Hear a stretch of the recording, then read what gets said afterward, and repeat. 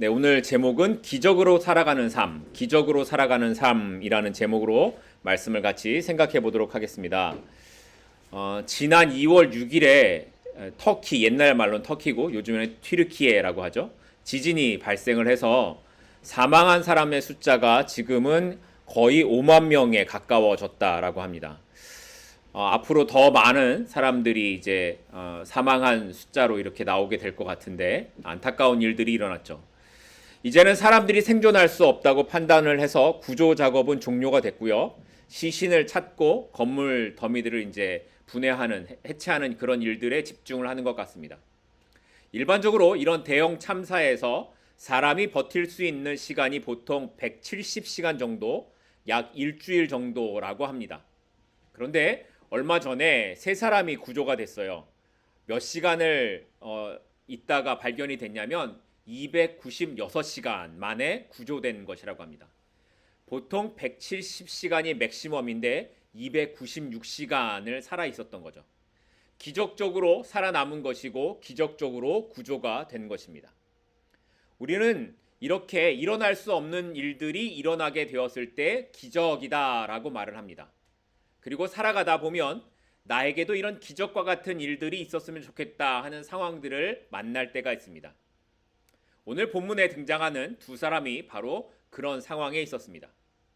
지난주에 우리가 살펴본 것처럼 사울은 예수님을 만난 이후에 아라비아를 비롯한 다메섹 지역에서 3년 동안 복음을 전하다가 다메섹에 있는 유대인들에게 죽임을 당할 그런 위험에 놓이게 되었습니다.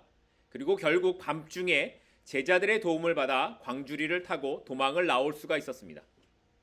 이 일 후에 바나바의 도움을 받아서 예루살렘에 가게 된 사울은 그 예루살렘에 있던 사도들과 교제를 하게 되었고 예루살렘에 머무는 15일 동안에도 복음 전하는 것을 멈추지 않았습니다. 하지만 이렇게 복음을 전하는 것을 멈추지 않았던 사울로 인해 예루살렘에 있었던 유대인들이 사울을 다시 죽이려고 했죠. 결국 사울은 가이사랴를 거쳐서 자신의 고향인 다소로 도망을 가야 하는 처지가 되었습니다. 자, 다소에 가서 사울이 몇 년 살았다고요? 지난주에 말씀드렸는데 이거를 잊으실 리가 없죠. 말씀을 안 하시는 거죠, 일부러. 거기에서 10년을 살게 됩니다. 예수님을 만난 이후에 자신의 삶의 모든 것을 버렸습니다. 보장된 미래, 사람들과의 관계 이런 것들을 다 버리고 복음 전하는 것에 사울은 헌신을 했습니다. 심지어 자신의 생명을 걸고 복음을 전하는 것도 두려워하지 않았습니다. 그런데 그렇게 살아온 사울의 삶이 어떻게 됐다고요?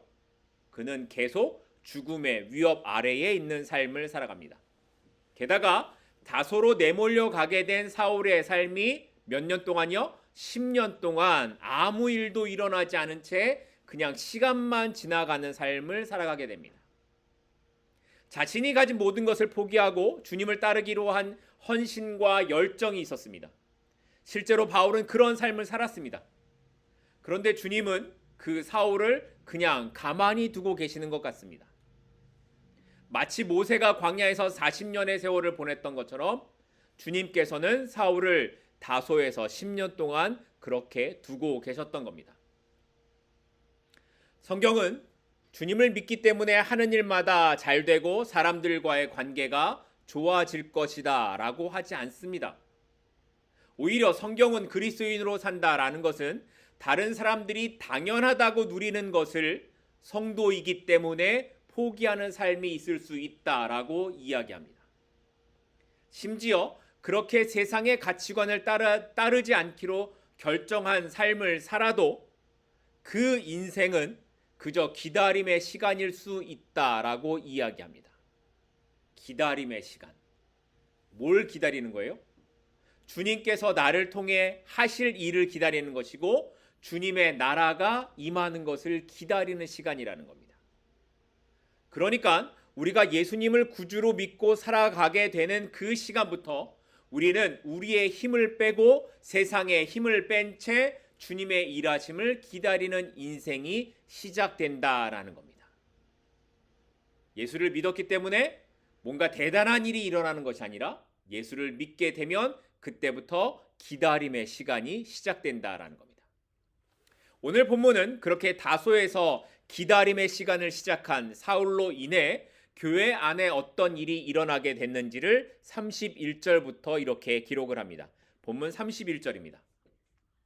그리하여 온 유대와 갈릴리와 사마리아 교회가 평안하여 든든히 서가고 주를 경외함과 성령의 위로로 진행하여 수가 더 많아지니라. 31절 시작하는 부분이 무슨 단어로 시작합니까? 그리하여입니다. 자, 여러분, 그리하여는 어떨 때 씁니까? 앞 문장의 원인으로 인해 뒷 문장의 결과가 나타났다라는 것을 의미하는 접속사로 사용하죠. 그런데 앞 문장 30절에 나타난 그 내용이 뭐예요? 사울이 다소로 갔다라는 겁니다.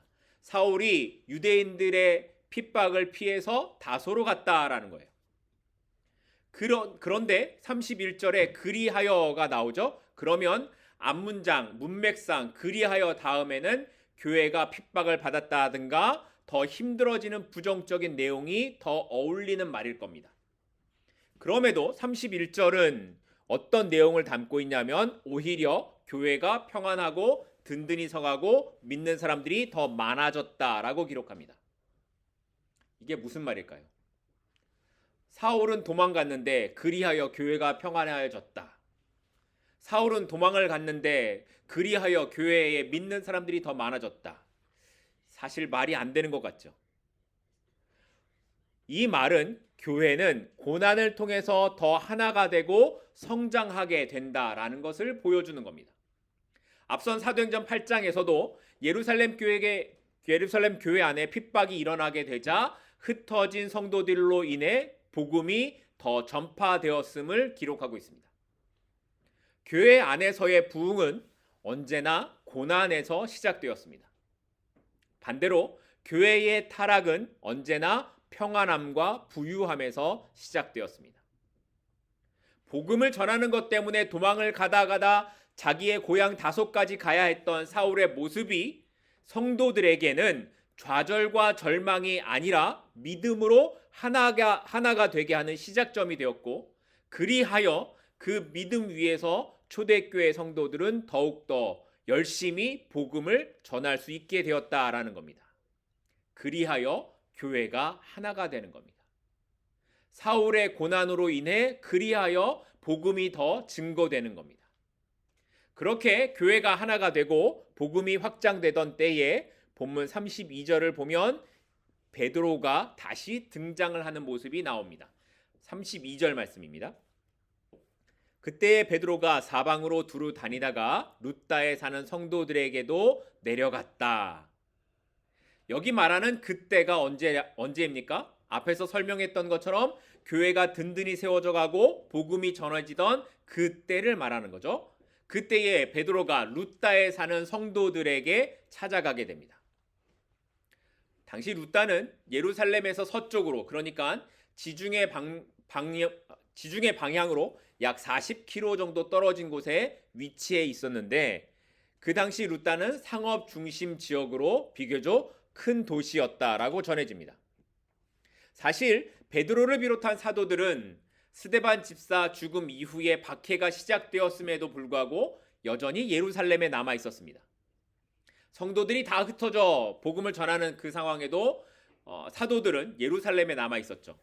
그러다가 빌립을 통해서 사마리아에도 복음이 전해졌다라는 소식을 듣게 되고 나서야 베드로와 요한이 사마리아에 가게 됩니다. 그리고 직접 자신들의 눈으로 사마리아 사람들이 예수님 믿은 것을 보고 그들에게 성령의 임재가 임하는 것을 목격하게 됩니다. 그럼에도 베드로를 비롯한 사도들은 그 일 이후에도 여전히 예루살렘에 머물러 있었습니다. 그러다가 예수님을 만나 변화된 사울과 서로 교제를 하고 나게 된 다음에 그때서야 유대 지역이 아닌 다메섹과 여러 이방 지역에도 예수님을 믿게 된 성도들이 있다라는 것을 알 수 있었던 것으로 보입니다. 그래서 사도 바울이 다소로 간 이후에 베드로는 그때서야 여러 지역에 있는 성도들을 돌아보기 위해 다니기 시작하는 겁니다. 그리고 그 길을 가다가 룻다에 사는 성도들을 만나러 오게 되었던 겁니다. 그리고 오늘 본문은 그 룻다에서 베드로가 8년 동안 중풍병을 앓았던 애니야를 만나는 장면을 기록하고 있습니다. 오늘 본문 33절입니다. 거기서 애니야라 하는 사람을 만남에 그는 중풍병으로 침상 위에 누운 지 8회 8년이라. 8년 동안 중풍병으로 침상에 누워 있었다라는 말은 애니야의 이 중풍병이 단순히 거동을 못하는 상태가 아니라 혼자서는 움직일 수도 없는 중증의 병을 앓고 있었음을 의미합니다. 그러니까 혼자서는 음식을 먹을 수도 없고 혼자서는 대소변을 가릴 수도 없고 혼자서는 씻는 것도 할 수 없는 그런 상태로 몇 년의 세월이요? 8년의 세월을 지났다라는 겁니다. 한국 속담에 긴 병에 효자 없다라는 말이 있습니다. 그만큼 환자를 돌보는 것이 힘들다라는 것을 의미하는 거죠. 그런데 8년 동안 꼼짝도 못해서 대소변을 다 받아내야 하는 상황에 있는 사람이라면 가족도 지치고 본인의 마음은 얼마나 피폐해졌겠습니까? 그런데 그 사람에게, 그런 애니야에게 베드로가 와서 이렇게 말을 했습니다. 본문 34절입니다. 베드로가 이르되 애니야야 예수 그리스도께서 너를 낫게 하시니 일어나 내 자리를 정돈하라 한데 곧 일어나니. 베드로가 애니야에게 이렇게 말하지 않았어요. 애니야야 일어나라 이렇게 말하지 않았어요. 어떻게 말했습니까? 애니야야 예수 그리스도께서 너를 낫게 하신다. 애니야의 사건에서 가장 중요한 부분이 바로 여기입니다. 우리는 어떤 기적적인 일을 보게 되면 그 사람이 어떻게 되었는가에 초점을 두고 이야기를 하려고 합니다. 그런데 애니야의 사건에서 중요한 것은 이 베드로가 한 이야기입니다. 베드로의 선언, 예수 그리스도께서 너를 낫게 하신다라는 겁니다. 베드로는 예수 그리스도를 이야기합니다. 베드로는 예수님만이 이 일의 주인공이심을 선언하고 예수님만이 이 모든 능력의 주인이심을 선포하고 있습니다. 그러니까 예수 그리스도의 이름으로 말할 때에 그 말에는 내 말이 아니라 예수 그리스도의 능력이 선포되고 있다라는 것을 이야기하는 겁니다. 예수 그리스도의 이름이 증거될 때에 그 말에는 주의 능력이 나타남을 믿고 선언하고 있다라는 거죠. 야고보서 5장에 가면 신약성경 야고보서 5장에 가면 14절과 15절에 이런 말씀이 있습니다. 너희 중에 병든 자가 있느냐? 그는 교회의 장로들을 청할 것이요 그들은 주의 이름으로 기름을 바르며 그를 위하여 기도할지니라. 믿음의 기도는 병든 자를 구원하리니 주께서 그를 일으키시리라. 혹시 죄를 범하였을지라도 사하심을 받으리라. 누군가를 위해서 기도할 때 우리가 주저하지 말아야 하는 이유가 바로 여기에 있습니다. 우리가 예수 그리스도의 이름으로 병이 낫기를 선언할 때에 그 선언을 하는 사람의 마음에 예수 그리스도께서 하신다라는 믿음이 반드시 있어야 합니다.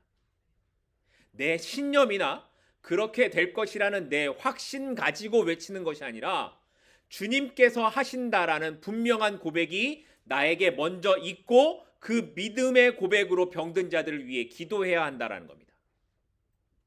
그러니까 예수님의 이름으로 외치면서도 그 마음에 주님의 일하심을 기대하는 마음이 없고 주님께 맡기는 신뢰함이 없이 그냥 내가 세게 기도하면 될 거야 라는 자기의 확신으로 하는 것은 잘못된 기도입니다.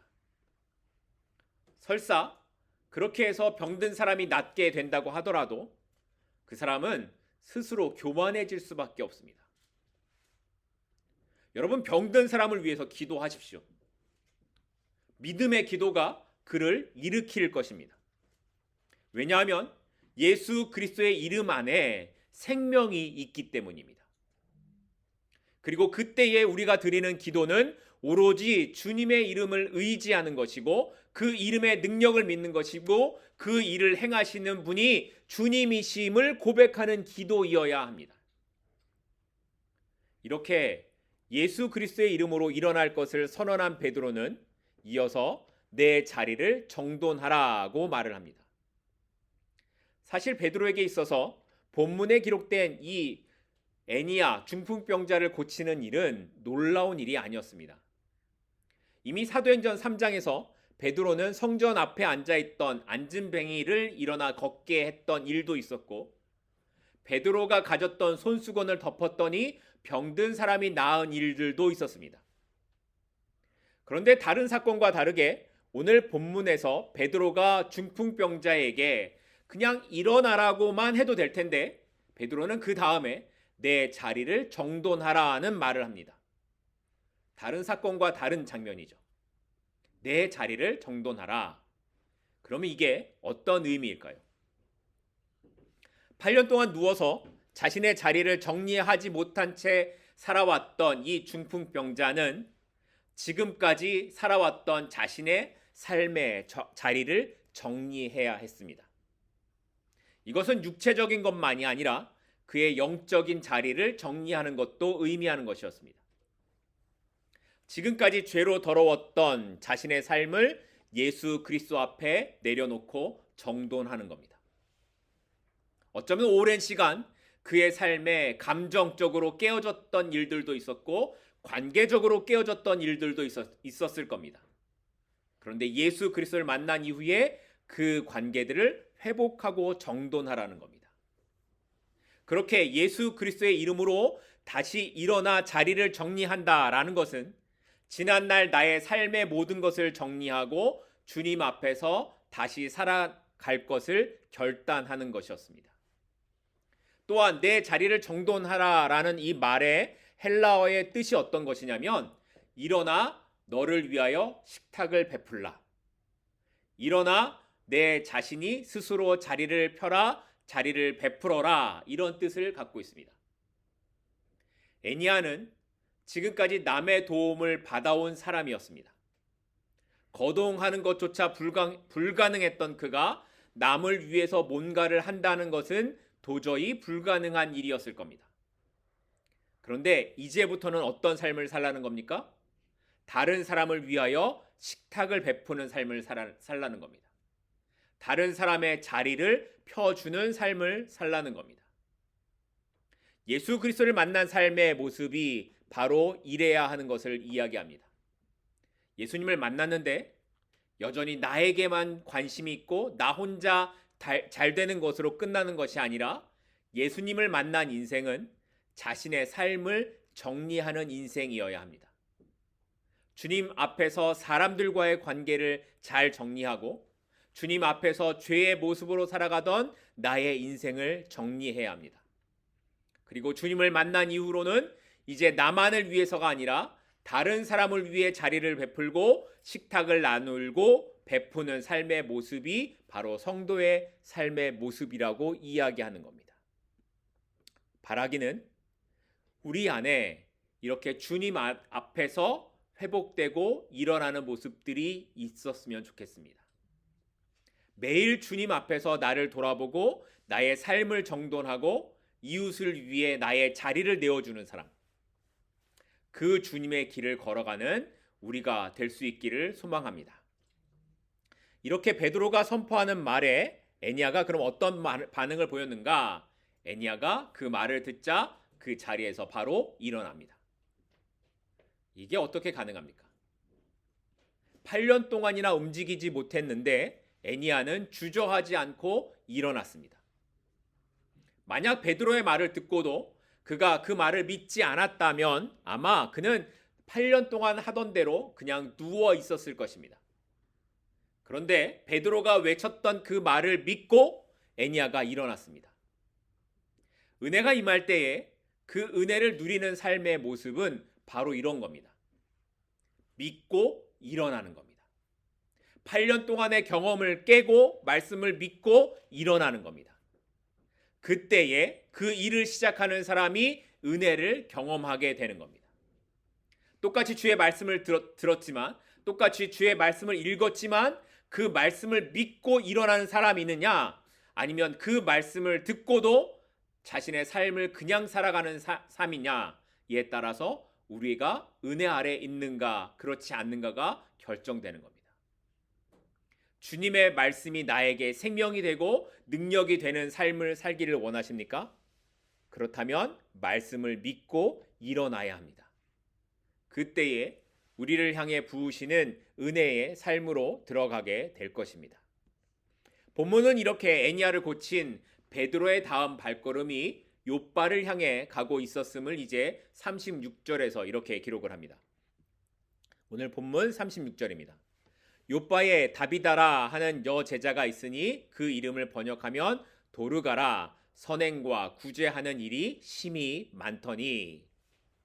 욥바는 앞에 있었던 이 루따에서부터 약 18km 정도 떨어진 해안 도시라고 합니다. 18km니까 그렇게 얼마 멀지 않은 도시죠. 그곳에는 히브리어로는 다비다라고 하고 헬라어로는 도르가라고 이름하는 여제자가 있었습니다.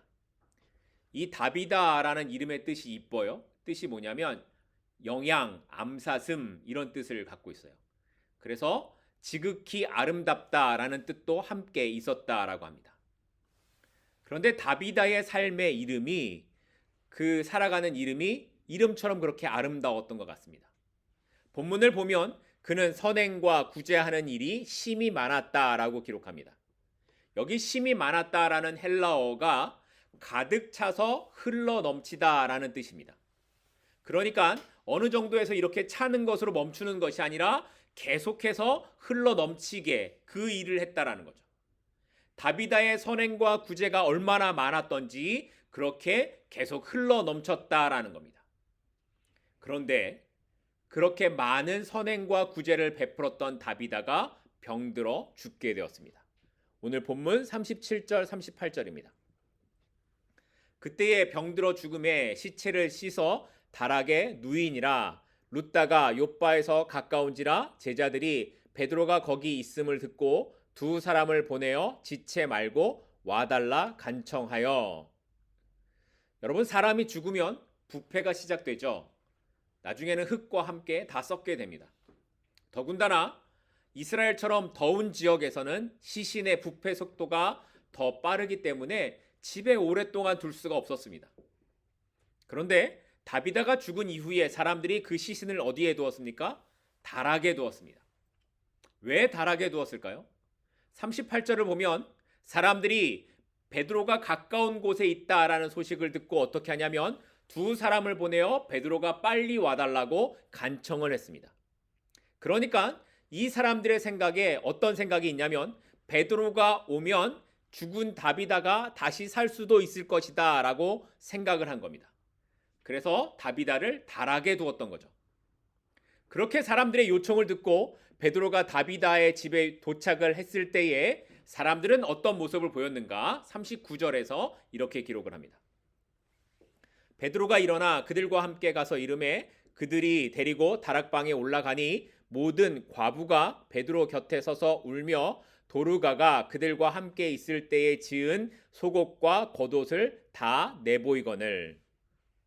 사람들은 베드로를 다비다가 있는 다락에 데리고 갑니다. 그리고 베드로의 곁에 서서 울면서 다비다가 살았을 때에 나에게 이런 일들을 했습니다. 우리에게 이런 일을 했습니다. 라고 만들어준 속옷과 겉옷을 보여줬습니다. 당시의 옷은 단순한 의복을 넘어서 재산과 같았습니다.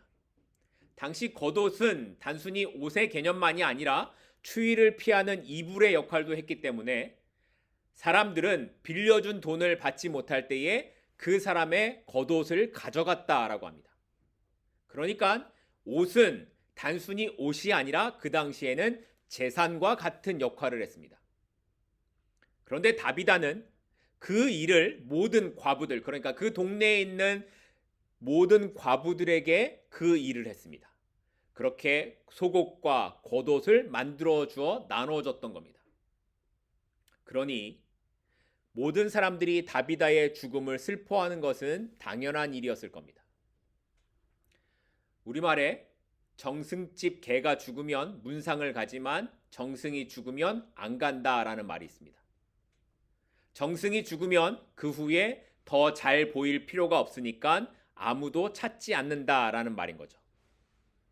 그런데 다비다는 죽음 이후에 사람들이 너무나 안타까워서 베드로를 불러다가 그를 다시 살려주기를 간청하고 그를 위하여 슬퍼하며 울고 있었습니다. 말씀을 묵상하면서 우리에게도 이런 날이 오게 될 텐데, 우리도 다 이렇게 죽는 날이 오게 될 텐데, 그 날에 나를 안타까워하는 사람, 나와의 헤어짐을 안타까워하는 사람이 얼마나 될까 하는 생각을 해봤습니다. 여러분은 어떠실 것 같습니까? 여러분이 죽게 되는 그 날에 여러분과의 헤어짐 때문에 안타까워하는 사람이 얼마 없다면 내가 잘 살아왔다고 할 수 없을 겁니다. 적어도 우리가 하나님의 자녀로 살아왔다면 이 땅에서 나의 마지막을 안타까워하고 헤어짐을 슬퍼하는 사람이 있어야 하지 않겠습니까?